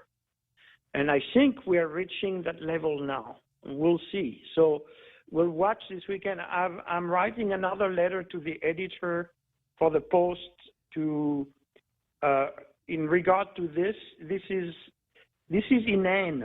This is immoral. But then it's not surprising. We elected a governor who sees nothing wrong in killing live babies. So when you are that bad about your own personal moral stand, it is not surprising that to you, it's okay to take away people's liberties. If babies can be killed at 9 months, why not? What's the next step? Get rid of the old people that are costing too much in health.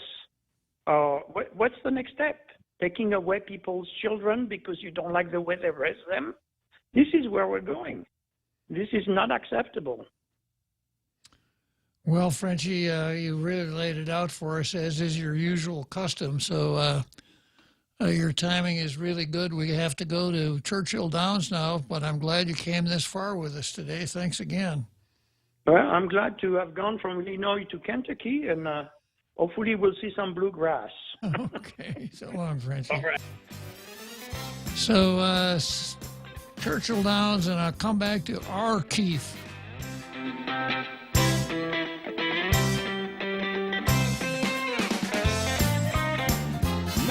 Mescla, read all about it. Check out Mescla Chamorro Fusion Bistro in Tucumán for lunch. Serving up some savory seafood specials such as spicy garlic shrimp, candied salmon, or better yet, the local favorite, snapper or shrimp escabeche. Available only during lunch hours. Make sure to come down and try these tasty specials and more. Call 969-2652 for more info or to make a reservation. Located at the Grand Plaza Hotel in Tucumán, Mescla Chamorro Fusion Bistro. A true taste of Guam.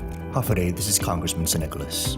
Your congressional office would like to remind you that pandemic unemployment assistance is set to expire on September 6th of this year. We encourage the people of Guam to seek out active employment as much as possible, as jobs continue to remain limited, and we want to prevent hardship for our people at the conclusion of the PUA program. Thank you, and si tuos mahase. This ad was paid for with official funds from the office of Congressman Michael F.Q. San Nicolas.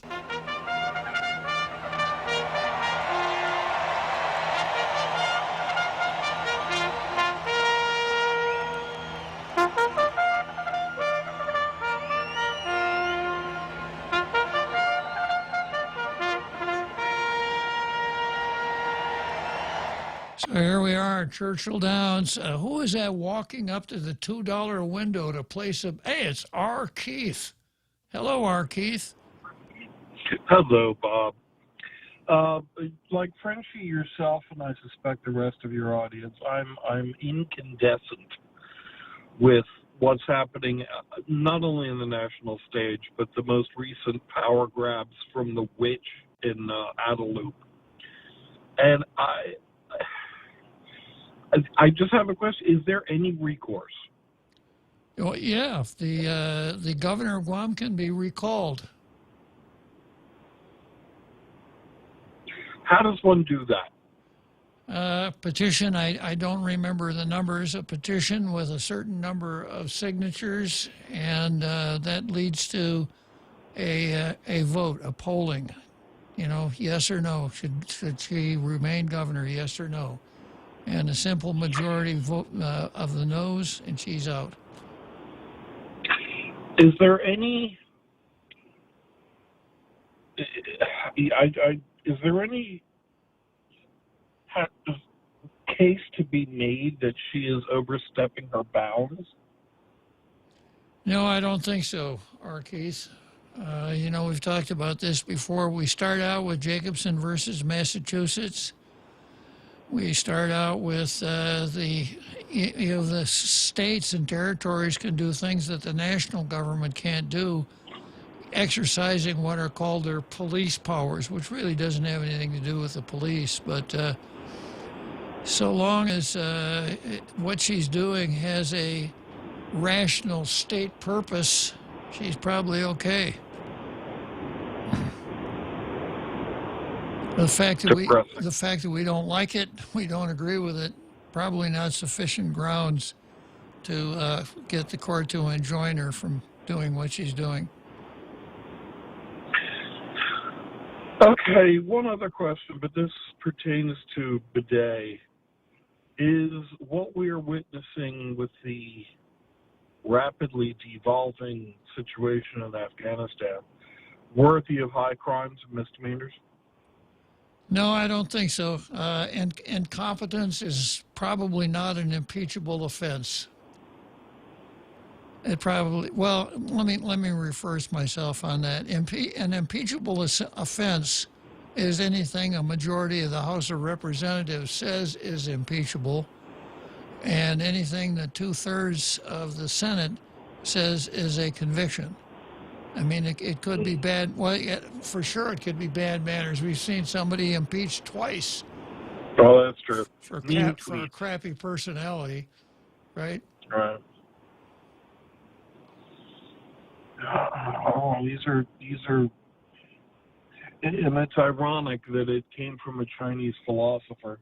May you live in interesting times, indeed. Yeah, it's like a curse, isn't it? Yes. Okay, thank you, Bob. Good to talk to you, as usual, Arkeith. Nice talk to you, too. Sir. Okay, so we got about 12 minutes to go. I think I got enough time to do this next one. This is Paul Zerzan versus Hope Cristobal. And there are a couple of stories here. One is Governor vetoes bills that would have allowed more funding for All Rise Act and passes laws to rename 5 villages.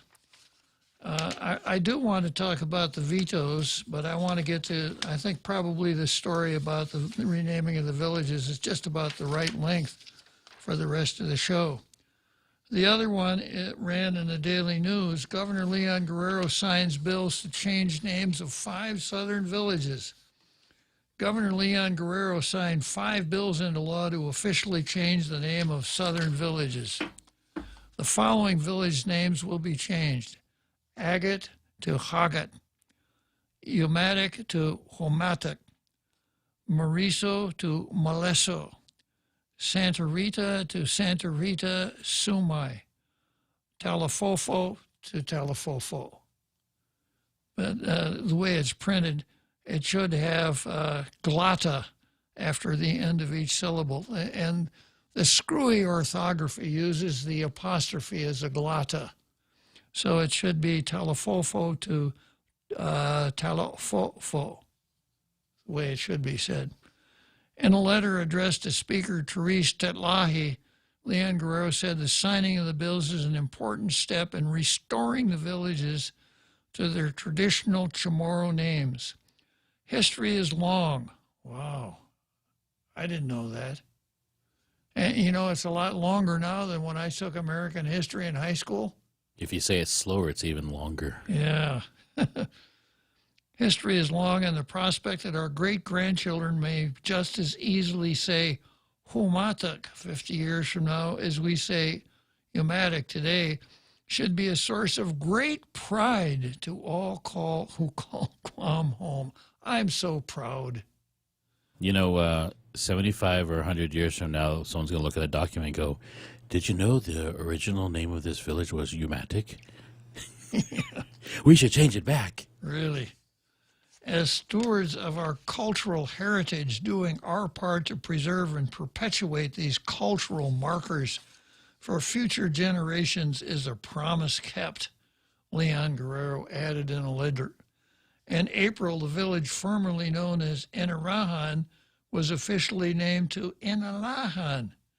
In 1998, the village formerly known as Aganya, which was a great name, it rolls off your tongue very easily. It's very easy for English speakers to announce. It turned up in crosswords all the time. 5-letter word, capital of Guam, right? It was officially changed to Hagatnya, according to PDN files.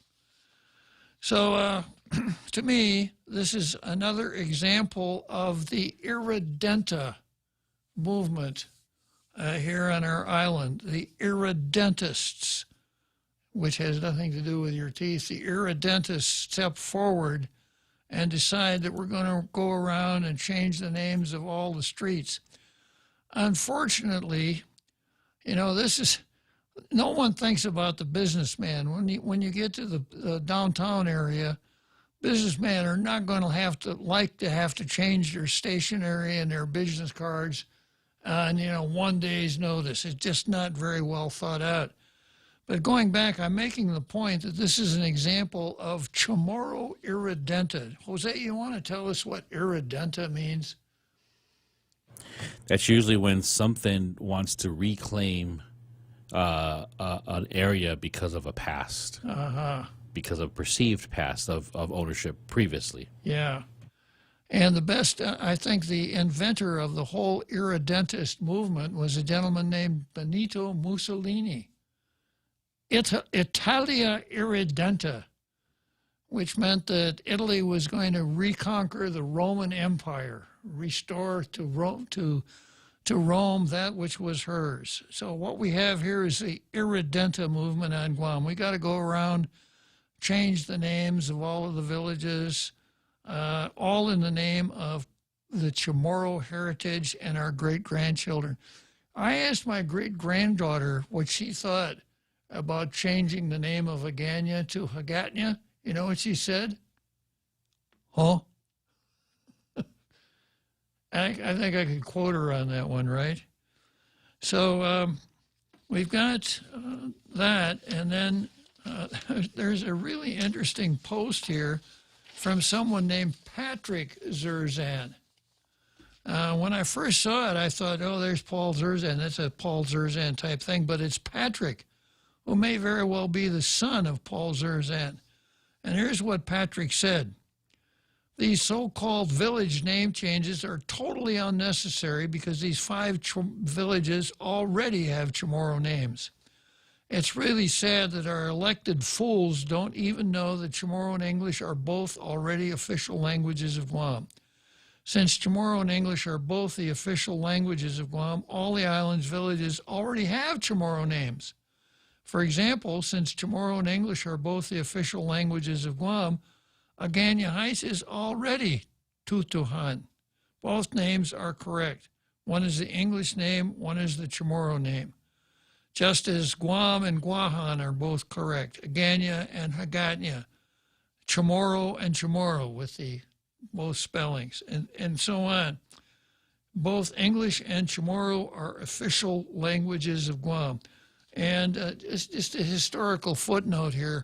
Up until 1973, most government offices where customers would come in and do business with people in the government would have a sign prominently displayed which said, English is the official language of Guam. No other languages shall be used except for official interpretation purposes. That was changed finally in 1973, 13 years after the Organic Act, to make Chamorro and English the official languages. So Patrick Zerzan, go back to this name-changing thing. This is the Chamorro Commission with a super long name that I can never remember that does this. And the chairman of that commission is none other than Hope Cristobal, who had quite a relationship with another Zerzan. Jose, can you play that for us?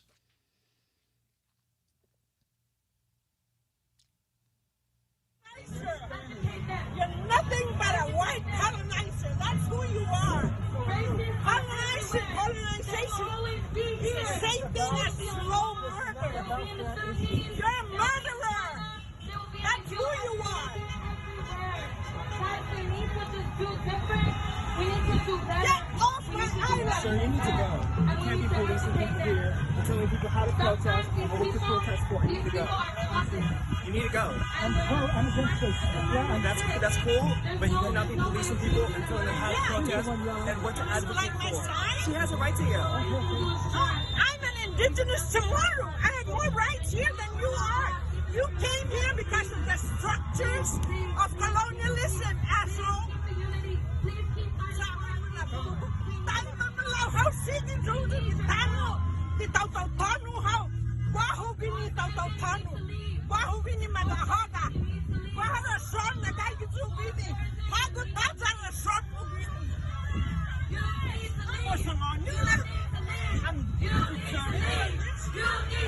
You need to leave. You need to go. You need to get out of here. Please, partners. Get out of here. Please, this is not your place. When I get a chance, go. Please, please. Thank you. Thank you, partners. Please, please. What happened, ma'am? Oh, he confronted me. What did he He's say? telling me I shouldn't be here. I support Black Lives Matter. It's part of the colonialistic, systemic racism. And I came here to support these people. He's a white man that has come here. And he continues the legacy of colonialism. He continues to fight people, individuals, my goodness. I'm a former senator. I authored the This is Hope Cristobal. She's the chairman of the Chamorro Language Commission. That's the face of the separatist movement, folks. This is what we could look forward to if we had an independent Guam. Excuse me, Guahan. Yeah. Get out of here. Yeah. That's she is the leader of the Irredenta movement as the chairman of that renaming commission to go around and change the names of all the streets. So just thought maybe you'd like to kind of eyeball her and see her in action. That's Hope Cristobal. Okay, I've got R. James on the line. Don't have time, huh? Okay, sorry, R. James. I just wanted to get that in before the end of the show. We'll pick you up on Monday, okay? Thank you, R. James.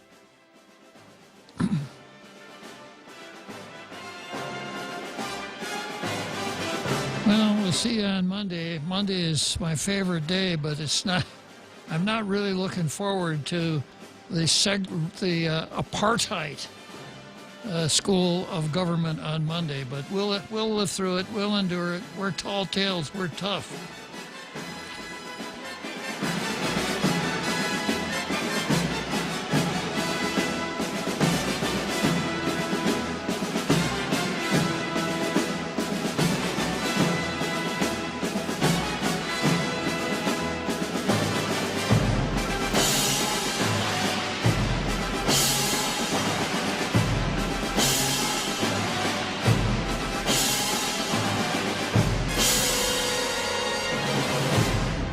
The Point is KUSG, Hagåtña, Guam, 93.3 FM and 104.3 HD3.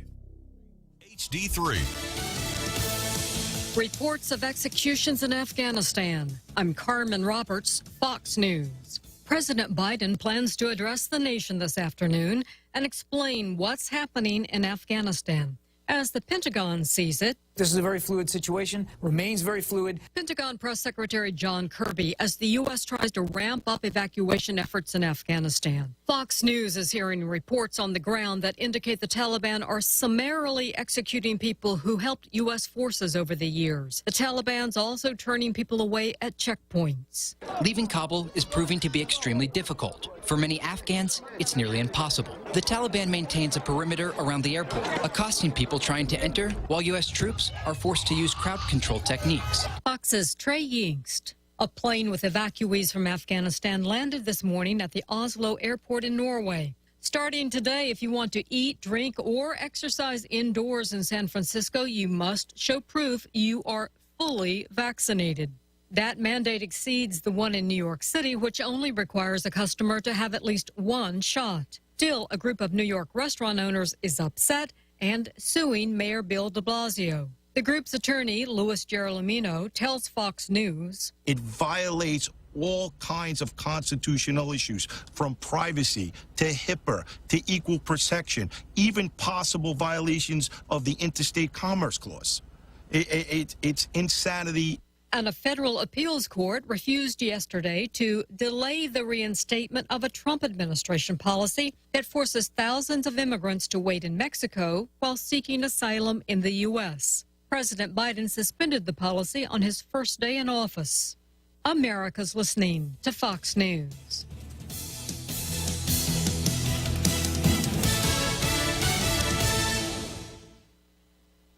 Get all of your favorite Fox News podcasts ad-free on Apple Podcasts with Fox News Podcasts Plus. From Trey Gowdy, the Fox News Rundown, Will Kane, Brian Kilmeade, and so much more. Go to foxnewspodcasts.com for all the details.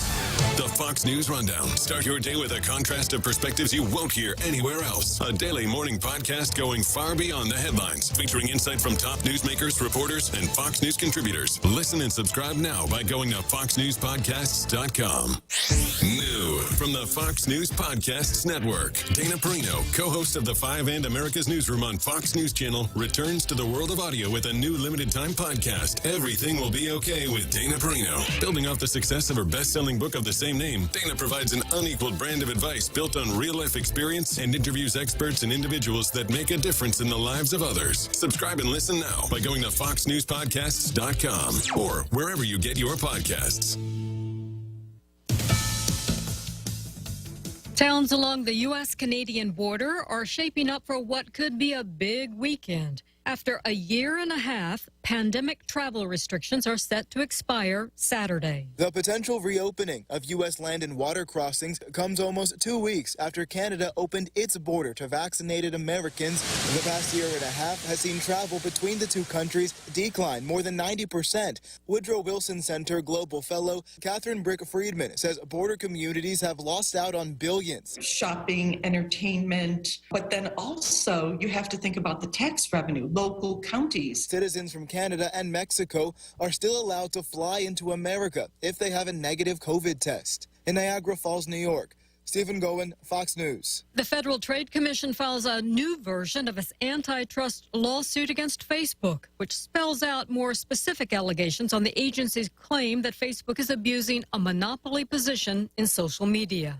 Starting today, Bank of America customers will no longer be able to write checks on their savings accounts. The bank initially informed customers of the upcoming change in June.